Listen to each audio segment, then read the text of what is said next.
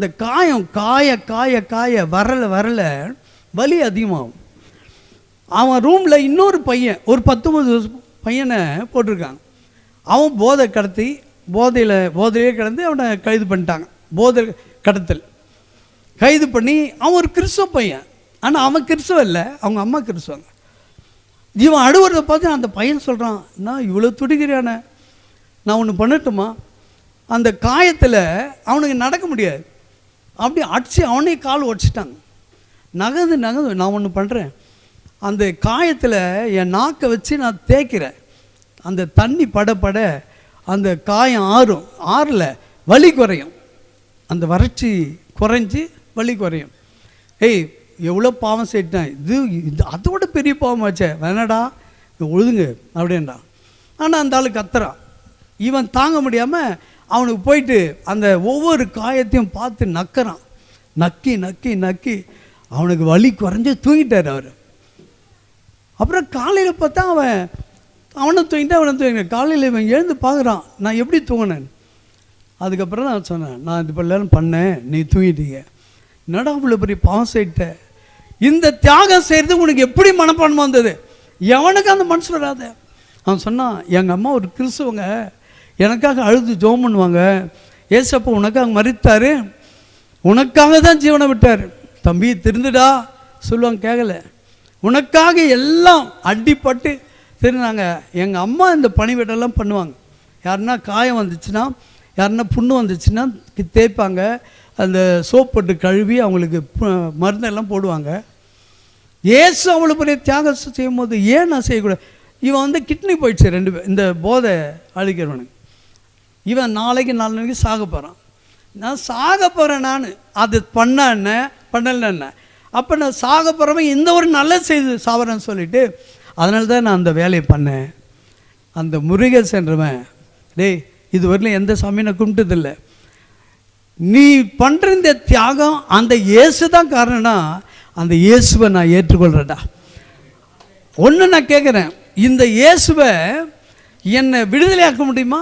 அவன் சொல்கிறான், ஐயா நான் நம்புகிறேன் இயேசு உங்களை விடுதலையாக்குவார், நான் செத்துட்டாலும் நீங்கள் சாட்சி சொல்லிட்டு மறுநாள் அவன் செத்துட்டான்.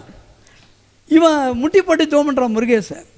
இவன் சொன்ன இயேசு உண்மையான தெய்வமானால் எனக்கு விடுதலை கிடைச்சா என் வாழ்நாள் முழுசும் உனக்கு ஊழியம் செய்கிறேன் சொல்லி ஜெபம் பண்ணிட்டான். நைட்டில் ஜெபம் பண்ணிவிட்டு காலையில் பார்த்தா கருணைமனை ஏற்க போட்டிருக்காரு. ஜனாதிபதியோட ஒரு லெட்ரு வருது. அவனுக்கு ஆயுள் தண்டனை 10 வருஷம். சாவு இங்கே இருக்குது, 10 வருஷம் ஆயுள் தண்டனை இருக்குது. 10 வருஷம் முடிஞ்சே வெளியே வந்தான். அவனாண்ட சேர்க்கப்பட்ட சொத்துக்கள் எல்லாம் கடவுளுக்கே செலவு பண்ணுறான். எப்படின்னா, சர்ச்சில் ஆண்டு விழா 7 நாள் நடத்துவாங்க, 3 வேளை சாப்பாடு. அந்த சாப்பாடு அவர் தான் போடுறார். தமிழ்நாட்டிலேருந்து ஒரு ஊழியக்காரர் பண்ணார். இவ்வளோ ஆயிரக்கணக்கான மக்களுக்கு இவ்வளோ சாப்பாடு எப்படி உங்களுக்கு சமாளிக்க முடியாது? நான் போடலைங்க, அந்த ஒரு ஆள் தான் செய்கிறான், அவன் தான் முருகேசன். அந்த முருகேசன் நான் பார்க்கணும் போய் இந்த ஊழியக்காரர் போய் கேட்குறாரு, எப்படி இந்த மனப்பான்மை வந்தது? அந்த ஒரு சின்ன பையன் செய்த அந்த தியாகம், அந்த கடினமான காரியம் தான் அது. அவன் செய்த அந்த கடினமான காரியம் இவனை உயர்வுக்கு கொண்டு வந்தது. இவன் இந்த முருகேசன் மூலமாக அநேக ஆத்துமாக்களை கற்று கொண்டு வந்திருக்கான். இன்னைக்கு முருகேசன் அங்கே ஊழியக்காரன். எந்த உழைப்பும் இல்லாமல் கடினம் இல்லாமல் நம்ம உயர்வுக்கு வரவே முடியாது. ஆமென் சொல்லுங்கள், hallelujah. Number 1, seek the lord. கர்த்தரை தேடுங்கள், கர்த்தரை முதலிட வையுங்கள், அப்பொழுது உங்களை உயர்வுக்கு கற்றுக்கொண்டு வெற்றியுள்ள வாழ்க்கை தருவார். 2வது, ஹார்ட் ஒர்க். கடின உழைப்பு யாருக்கு இருக்கோ அவங்களுக்கு கர்த்தர் பண்ணுவார் உயர்ந்த நல்ல கவனிங்க. ஈசாக்கு விதவைத்தான், வறட்சியான பஞ்ச காலத்திலும் விதவைத்தான். அது வளர்ந்து பெருகி வெறுத்தமெல்லாம் அவனை தேடி வரான். இவன் சொல்கிறான், என்னையா தேடி வரீங்க? அந்த அதிகாரத்தை லாஸ்ட்டில் வாசித்து பாருங்க. எதிராளிகள்லாம் அவன் பக்கம் வரான். பைபிள் சொல்லுது, ஒருவனுடைய வழிகள் கர்த்தருக்கு பிரியமாக இருந்தால், கர்த்தருக்கு பிரியமா அவனுடைய சத்துருக்களும் பாதபடி கர்த்த கொண்டு வருவாரான். இவங்க போய் இப்போ நிற்கிறாங்க. ஈசாக்கு இப்படி சொல்கிறான், இல்லை கர்த்தர் உங்களை ஆசீர்வதிக்கிறாராமே, கர்த்தர் உங்களோடு இருக்கிறார் என்றும் நீங்கள் ஆசீர்வதிக்கப்பட்டவர் என்றும் அறிந்திருக்கிறோம், எனவே உங்களை தேடி வரணும். இந்த உயர்வு ஆசீர்வாதம் வர வேண்டுமானால் கடின உழைப்பு. ஈசாக்கு எவ்வளோ கடின உழைத்திருப்பான், அவனுக்கு உயர்வு கற்றுக்கொண்டு வந்திருக்கான். அல்லேலூயா. கடைசியாக ஒரு சம்பவத்தை சொல்ல முடிக்கிறேன். 3வது காரியம் 1 கொரிந்தியர் 9ஆம் அதிகாரம் 24ஆம் வசனம். சிஸ்டர் வாசிங்க போகலாம்.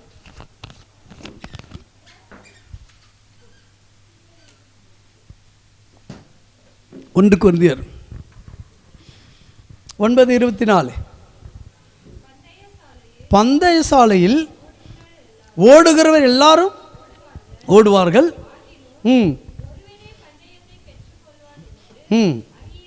அறியீர்களா?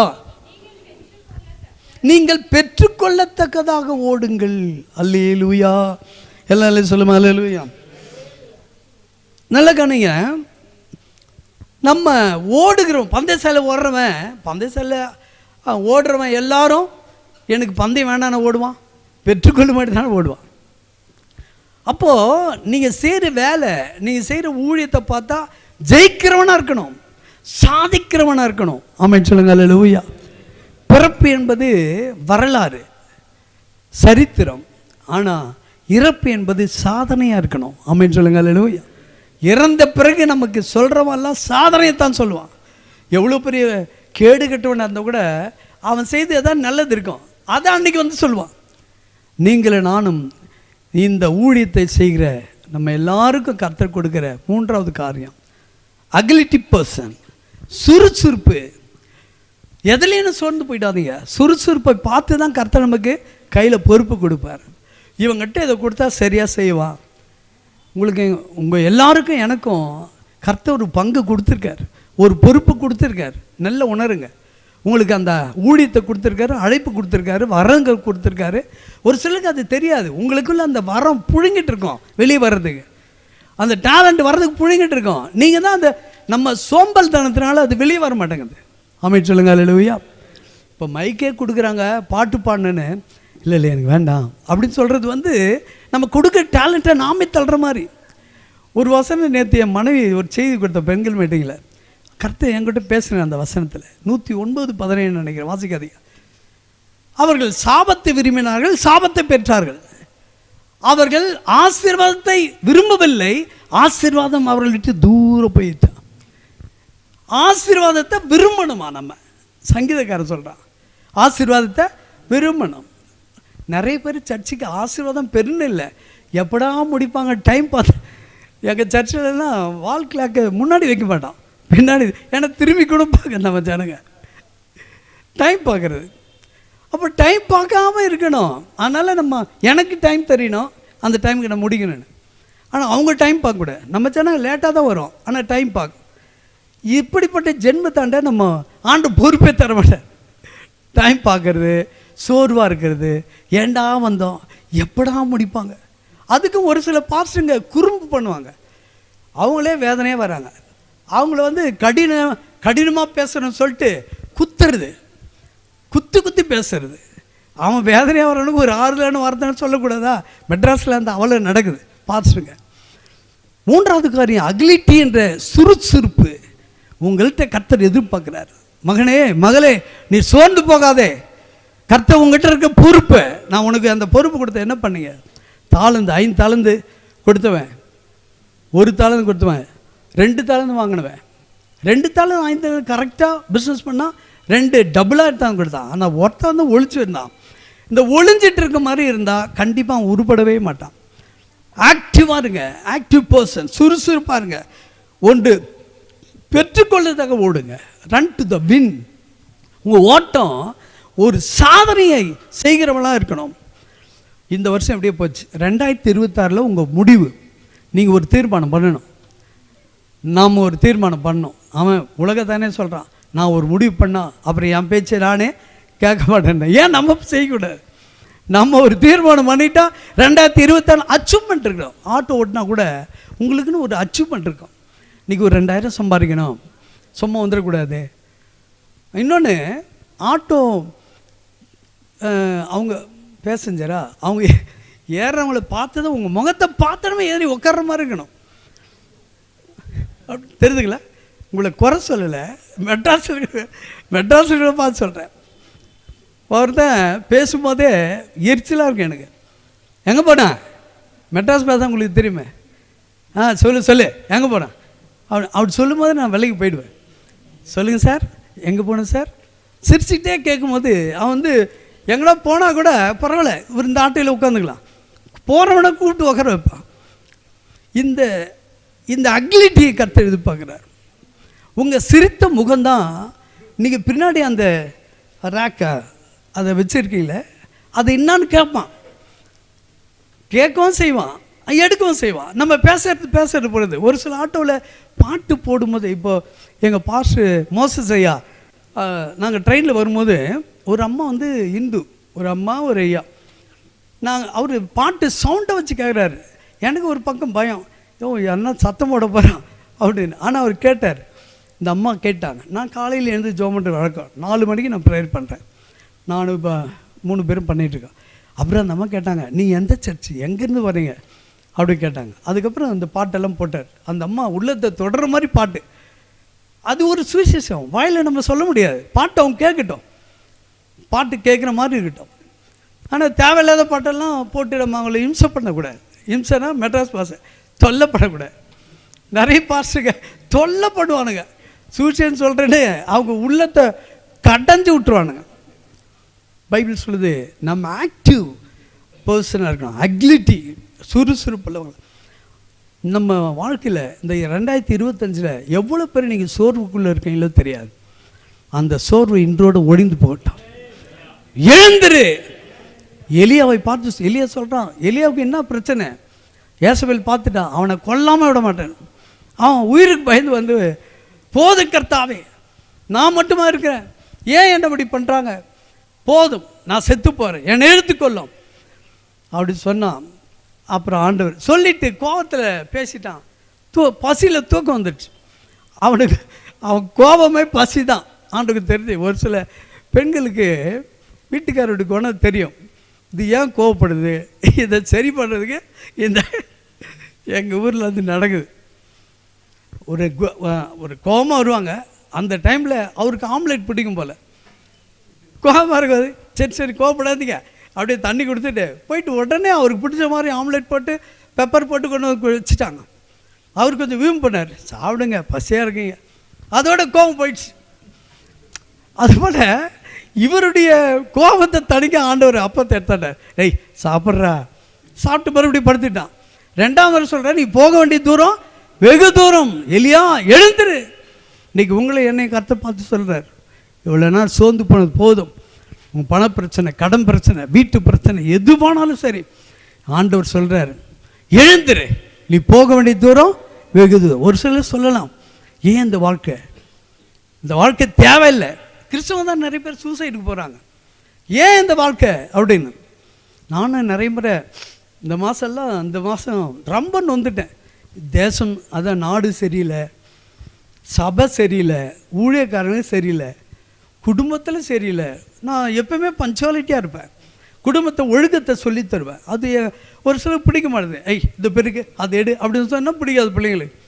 இதெல்லாம் பார்த்து வெறுத்துட்டு ஏன்ப்பா இந்த வாழ்க்கை அப்படின்னு. அப்போ ஆண்டவர் எனக்கு தனியாக பேசுவார். சரி சோர்ந்து போய் வா, வெளியே வா, என்னுடைய மேலே சர்ச்சுக்கும் கீழ் வீடு, என் இடத்துக்கு வாடா, மேலே எனக்கு கூட்டுவார். மேலே போய் 2 பாட்டு பாடி சோத்திர பள்ளி ஒரு 100 சொன்னேன்னு வச்சுங்க, அப்படியே அந்த கோபம் தணிந்து ஆண்டவர் என்னை சமாதானப்படுத்துகிறார். ஆண்டவர் உங்கள் அக்லிட்டியை பார்த்து கர்த்த பொறுப்பு கொடுக்குறார். அதுக்கப்புறம் இன்னொரு விஷயம் தெரிஞ்சுக்கோங்க, போதும் கர்த்தாவை நான் செத்து போகிறேன் அப்படி சொல்கிறவங்கள மறுபடியும் பேசவே மாட்டார். அவனை போன்னு சொல்லிட்டாரு. அந்த சாப்பாட்டில் 40 நாள் புசியாமல் குடியாமல் இருந்தான். ஆனால் அதுக்கு அடுத்தபடி சொல்லிட்டாரு, நீ போய் எலிசான்னு ஒருத்தன் இருப்பான், அவன் மேலே உன் துண்டை போடு, உன் அபிஷேகத்தை கொடு, அவனை உனக்கு பதிலாக அவனை ஏற்படுத்தணும்னு சொல்லிட்டார். எப்போ நம்ம எனக்கு இந்த வாழ்க்கை வேணான்னு சொல்கிறோமோ அப்போ ஆண்டவரே ஒரு முடிவு பண்ணுறார். நீ முடிவு பண்ணிட்டல, சரி வேணாம் போ, உனக்கு அடுத்து ஒருத்தர் ரெடி பண்ணுறாரு. அந்த வார்த்தை மட்டும் சொல்லவே கூடாது. ஆண்டவர் சொல்கிறாரு, சுறுசுறுப்புள்ளவனை, ஏசாயா 40:29 சோர்ந்து போகிற பலனையும் சத்துமில்லாதவனுக்கு சத்துவத்தை. இந்த கால வேலையில், மத்தியான வேலையில் நம்ம எல்லாருக்கும் ஒரு பலன் தருவார். கையை தட்டி ஆண்டவர் நாமத்தை மேம்படுத்தணுமா. பாளையங்கச்சோ ஊழியம் ஆரம்பித்து சபை கட்டிட்டார். ஒரு 200 பேர் உட்கார மாதிரி 200 சேர் போட்டார். ஆண்டு சொல்லிட்டாரு, சேர் போட்டால் போதாதுப்பா, நீ வெளியே போய் சுவிசேஷம் சொல்லு. என்ன சொல்லலாம், நீ போ பரலோகத்தை பற்றி சொல்லுன்ற ஒரு அம்மாண்ட, அவங்க விதவை. அந்த அம்மாண்ட சொல்கிற 2 பிள்ளைங்க இருக்கான். சொல்லிட்டு அம்மா கதவு தட்டுறார். அந்த அம்மா திறக்கிறாங்க. அது அழுதுங்குது, ஏதோ ஒரு பிரச்சனை. அம்மா, ஆண்டவர் பரலோகத்தில் உங்களுக்கு பொக்கிஷம் வச்சிருக்காரு, தங்கத்திலே பரலோகம் கட்டியிருக்கு, ஒரு வீடு கட்டியிருக்காரு அப்படியெல்லாம் சொல்லி நீ சர்ச்சுக்கு வாங்க. அட போயா, நாளைக்கு சாப்பாட்டுக்கு வழி இல்லை, தங்கத்திலே கட்டு. அப்புறம் அந்த அம்மா கிண்டலாக சொல்லிச்சான், அந்த தங்கத்தில் வீடு கட்டியிருக்காருல்ல, அதை ஒரு பகுதி மட்டும் வெட்டி எனக்கு கொடு, அதை நான் பழிச்சுக்கிறேன், அப்போவும் ஆண்டவரை நான் ஏற்றுக்கிறேன். இந்த பாஸ்டர் கோவம் வந்துடுச்சு. பாலியன்ஸுக்கு வீட்டில் போய் அழுகுறாரு. என் பையன் இந்த ஊழியத்துக்கு எடுத்து இதை பாரு, அந்த அம்மா சொல்லுது, கிண்டல் பண்ணுது, பரலோகத்தில் தங்க வீடு இருக்குது, உங்களுக்காக கட்டியிருக்கு, கவலைப்படாதீங்கன்னு சொன்னேன். அது உண்மை தானே? அப்போ அந்த அம்மா சொல்கிறாங்க அதில் ஒரு பகுதியை ஒரு சின்னதாக வெட்டி எடுத்தப்பா, அதை வச்சு நான் பழிச்சுக்கிறேன் அப்படின்னு சொல்கிறாங்க. ஆண்டவர் சொன்னார், நீ போய் என்ன சொல்லாமல் நீ பரலோகத்தை ஏன் சொன்ன? முதல்ல நான் தான் வழி, நீ என்ன சொல்லு. இன்றைக்கி நிறைய ஊழியக்காரன் இயேசுவனை சுகமாக்குவார், தான் இருதயத்தில் விசுவாசிக்கணும், இயேசுவை சொல்லணும், பரலோகத்தை முதல்ல சொல்லக்கூடாது. சொல்லிட்டு என்ன சொன்ன, நீ விசுவாசிக்கிறது விசுவாசம் அவங்களுக்கு சொல்லக்கூடாது, முதல்ல என்ன சொல்கிறவன் உனக்கு விசுவாசம் இருக்கணும் சொல்லிட்டு, அதுக்கப்புறம் இயேசு சுகமாக்குவார், இயேசு இந்த கடன்லேருந்து விடுதலை தருவார் சொல்லிட்டு போயிட்டு அந்த ஞாயிற்றுக்கிழமை வாங்கம்மா, சத்தியமாக சொல்கிறேன், இந்த கடலில் ஒன்று விடுதலை ஆக்குவார். அந்த அம்மா சொல்கிறதுக்கு வந்து உட்காந்துட்டாங்க. சண்டே வந்து உட்காந்தோம். அன்றைக்கி ஜோம் பண்ணிட்டு போனாங்க. அடுத்த வாரமே ஏதோ ஒரு விஷயத்தில் கடன்லாம் அடைஞ்சிச்சு. அவங்க சொந்த பந்தங்கள்லாம் சொல்லி ஒரு 20 பேர் கூப்பிட்டான்ட்டாங்க. அந்த 200 சேருக்கு 20 பேர் வந்துட்டாங்க. ஜோம் பண்ண மட்டும் போதாது, செயல்பாடு இருக்கணும். நம்முடைய சுறுசுறுப்பை கர்த்தர் எதிர்பார்க்கிறார். ஆமென் சொல்லுங்கள், அல்லேலூயா. அதில் ஒரே ஒரு விஷயத்தை சொல்லி நான் முடிக்கிறேன். ஒருத்தன் வந்து பஸ் ஓட்டி போகிறான், கொடைக்கானல் போகிறான். அப்படி போதும் எல்லாம் தூங்கிட்டு போகிறான், நல்லா தூங்கிட்டு போகிறாங்க. ஒருத்தன் மட்டும் சொல்கிறான், யோ என்ன பஸ் இப்படி ஓட்டுற, இவ்வளோ ஸ்லோ ஓட்டுறிய அப்படின்னு. நீ வந்து ஓட்டான், ஆமாம் நானும் டிரைவர் தான், என்கிட்ட சொல்கிறியா அப்படின்னு சொன்னான். இப்படியே திட்டிக்கினே வந்தான். அந்த டிரைவருக்கு வண்டி நிப்பாட்டு, பஸ்ஸு நிப்பாட்டு, நீ போய் ஓட்டுப்பா, நீ தான் டிரைவர் ஆச்சு, போ ஓட்டுறார். அவன் சரி போய் அவன் உட்காந்து ஓட்டுறான். எல்லாம் தூங்குறாங்க, இந்த டிரைவர் மட்டும் தூங்கலை. இவன் எப்படி ஓட்டுறான் பார்க்கலான்னு. ஆனால் இவனுக்கு தூக்கம் வந்துடுச்சு. காலையில் பார்த்தா எங்கே வண்டி நின்றுச்சோ அதே இடத்துல தான் வண்டி நின்றுங்குது.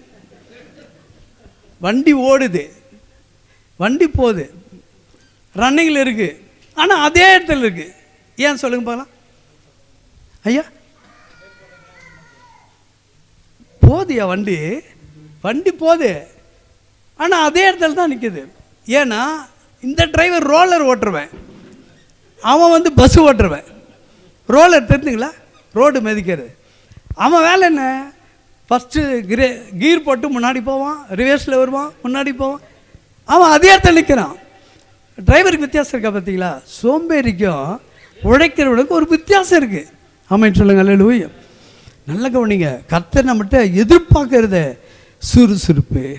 எதுலையும் சோர்ந்து போயிடாதீங்க. ஒன்று தோத்துட்டிங்கன்னா தோல்வி தான் வெற்றிக்கு அறிகுறின்னு கலைஞர் கூட அடிக்கடி சொல்லுவார். தோல்வி வரும்போது தான் நம்ம எழுந்து பிரகாசிக்கணுமா. ஒரு பாடத்தை கற்றுக் கொடுப்பாரா. அப்துல் கலாம் வந்து சின்ன வயசில் 8 வயசில் பேப்பரை போட்டு பால் போட்டு தான் ஸ்கூல் 9 மணிக்கு ஸ்கூல். அப்படி அவனுடைய சின்னதுலேருந்தே அவர் வேலை செய்தே பழகிட்டார். அப்போ பைபிள் சொல்லுது, பிரியமானவர்களே, உங்கள் வாழ்க்கையில் சாகரவரெல்லாம் ஆக்டிவாக இருந்தார். அவருடைய உயர்வுக்கு காரணம் சுறுசுறுப்பு. நீங்கள் கவனிச்சிங்களா? சாகிறதுக்கு 3 மாதத்துக்கு முன்னே குஜராத் ஸ்கூலில் சாட்சி அவர் சொல்கிறார், நான் அப்படி எல்லாம் இருந்தேன், அப்படி அதனால தான் அந்த உயருக்கு வந்தேன், நீங்கள் எல்லாம் படிங்க, நல்ல கனவு காணுங்க, இதெல்லாம் சொல்லிட்டு போயிட்டு 3 மாதம் போட்டு இறந்துட்டாங்க. சாகும் வரை அவர் சுறுசுறுப்பை விடாமல் இருந்தார். நீங்கள நானும் ஊழியத்தில் காட்டுவோம், நம்ம தொழிலில் காட்டுவோம், முன்னேற்றம். நமக்குன்னு ஒரு டார்கெட் இருக்கணும். கர்த்தர் உயர்த்துவார். ஆமென் சொல்லுங்கள், அல்லேலூயா. கிதியோனுக்கு உயர்வுக்கு காரணம் சுறுசுறுப்பாக இருந்தான். கர்த்தர் அவங்ககிட்ட சொல்கிறார், இந்த பலத்தோடு போ, நான் உன்னோடு கூட இருக்கிறேன், நான் உனக்கு ஜெயத்தை தருவேன். கையை தட்டி ஆண்டவர் நாமத்தை மேம்படுத்துவோமா? என் ஆண்டவர்களோடு இருப்பார். பேச நேரமில்லை, ஒரு வாய்ப்பு கொடுத்தாங்க ஐயாவுக்கா எல்லாருக்கும் நன்றி. 3 விஷயங்கள் கர்த்தர் சொல்லியிருக்கார். முதல் காரியம் என்று சொல்கிறாரு. முதல் காரியம் என்ன சொல்லுங்க பல. முதல் காரியம் வெற்றியுள்ள வாழ்க்கை. சீக் த லார்ட், கர்த்தரை தேடுகிறவர்கள். நம்பர் 2 ஹார்ட் ஒர்க், உழைக்கிறவர்கள், கடின உழைப்பு. நம்பர் 3 அக்லிட்டி, சுறுசுறுப்பு, சோர்ந்து போகாமல் இருக்கிறவங்களுக்கு. என்ன வந்தாலும் சோரக்கூடாது. கர்த்தர் நம்ம கூட இருப்பார். இந்த 2026 உங்களை வெற்றியுள்ள வாழ்க்கையை கற்று கொண்டு போய் நடத்துவாராக. எனக்காக ஊழியத்துக்காக ஜெபித்துக்கலாம். தேங்க்யூ.